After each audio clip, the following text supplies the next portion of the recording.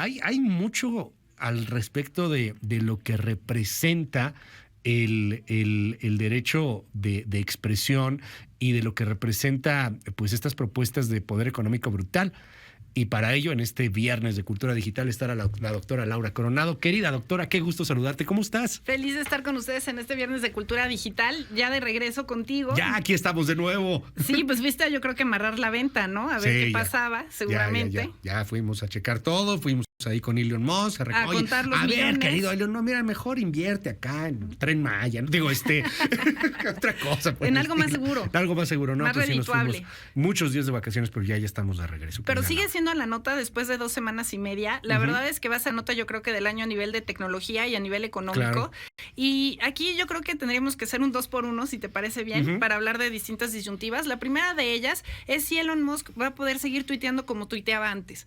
No es lo mismo ser tuitero que ser el dueño de Twitter. Entonces aquí viene la primera disyuntiva. Ellos les están poniendo una cláusula a Elon Musk que durante este proceso de compra, porque como tú bien señalabas, es un proceso, no debe de especular, no debe de estar haciendo ciertas aseveraciones, y es una especie de candado a alguien que estaba diciendo que lo compraba por la libertad de expresión. Entonces parece un tanto irónico que ahora se vuelva un árbitro y que tenga este sesgo y que diga que no va a pasar nada y que estemos, por así decirlo, poniéndole una venda, ¿no? Okay. Y por otro lado, el efecto Elon Musk, ¿no? O sea, ¿qué está pasando con Twitter? La gente dice, bueno, pues si ya hay dinero y si ya aceptaron, ¿qué está pasando en el Inter? Y es que no es tan fácil una compra de este tamaño, pero también dimensionarla. Cuando hablábamos de Activision y que Microsoft la compró, esta empresa de videojuegos, fue por 66 millones. O sea, aquí estamos hablando de 44. Twitter tiene un gran poder, o sea, es un fenómeno en el sentido de que tiene una gran influencia en, en el quehacer político, pero en realidad a nivel de usuarios es 10 veces más pequeño que Facebook. O sea, en realidad no es una empresa tan grande, tan monumental, pero sí implica mucho acerca de libertad de expresión. Y por otro lado, este hashtag que hemos tenido durante la semana, que es el no autorizo, que no sé si lo alcanzaste a ver. No, a ver. Pero estuvo muy simpático, empezó como una cadena y la verdad me hace creer en la humanidad. O sea, me hace creer que hay gente buena, cándida, ¿no? Que cree en el mundo y que cree que a través de una cadenita y poner no autorizo que Elon Musk utilice mis datos personales y que no utilice mis fotografías que he subido a Twitter, piensa que ya es más fuerte que el contrato de adhesión que tenemos con Twitter. No sé si me explico. O sea, además son fotos que tú mismo subiste o son comentarios que tú mismo pusiste en público. Entonces, el decir no quiero que los maneje Elon Musk, nos habla mucho acerca también de esta figura tan polémica, en donde ves que efectivamente no le darías tus datos. No sé si me explico. Sí, claro. O sea, antes a lo mejor, y hacemos ahorita la encuesta si quieren, ¿quién eran los anteriores dueños de Twitter o quiénes fueron los fundadores de Twitter? Mucha gente no va a saber. No tengo ni idea. Pero ahora que escuchas Elon Musk, dices, híjole, ¿qué va a pasar con esto? O sea, ya te crea esta desconfianza. Cuando tú crees en los valores y crees que estos valores son compartidos con la empresa, no cambias de marca. Déjame preguntarte algo. ¿Sería necesario a lo mejor en algún momento una especie de red pública no sujeta a intereses privados? Estamos frente a cosas muy, muy complejas, ¿no? Y de pronto entenderlo creo que es como regresar a lo básico, pero dependemos de Facebook con lo que haga el niño Zuckerberg. Dependemos de Twitter, pues ahora pues que va a ser de Elon Musk. A ver, algún interés también tendrá, porque aunque es una red más pequeña, es una red que mueve mucho bolsa. Exacto. Él mismo subió la famosa el Dogecoin y el Bitcoin, y lo sube o lo baja con un tuitazo, ¿no? Y temas políticos, etcétera. O sea, a lo mejor empiezo a leer gente que trata de proponer una especie como de red pública, pero pues para también pensar que el Estado meta mano, creo que le tengo menos miedo a Elon Musk que al Estado, no sé. ¿Crees que sea necesario algo así o más bien tenemos que madurar como audiencia, como usuarios y entender pues que cada red tiene intereses muy particulares? Creo que lo que tenemos es vivir esta idea de que somos ciudadanos digitales. O sea, el ciberespacio lo hacemos todos, no las plataformas, no los gobiernos, sino los ciudadanos. Entonces, en realidad, lo importante de Internet es que es un espacio colaborativo. O sea, en realidad, por primera vez estamos en una era en donde todos podemos ser escuchados, en donde todos podemos participar. Y sí, es muy interesante decir, oye, Taylor Swift existe en Instagram, Facebook, en Twitter, y yo también. y la misma voz que tiene ella la tengo yo, claro que con una audiencia muy diferente. Pero creo que también necesitamos un árbitro en el juego, ¿no? Entonces, ¿quién debe de ser ese árbitro? Durante mucho tiempo se habló de un internet libre y decías no debe de ser con la intervención de los gobiernos porque lo van a manipular y porque lo van a echar a perder.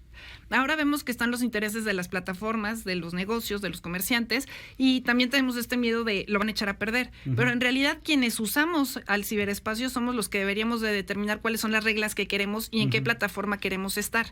No es el espacio, no es el vehículo, sino cómo hacemos para que esto funcione, ¿no? Entonces, en realidad, el que Elon Musk sea dueño de Twitter o no, lo que tendríamos que ver es qué reglas van a tener, o sea, cómo va a modificar o no las normas comunitarias, si vamos a tener más libertad de expresión, si se van a evitar los bots, y además va a tener muy buenos asesores, porque la familia López Obrador pues ya está dando ahí algunos consejos. Ahí algunos consejos, que por favor quiten a los bots, etcétera.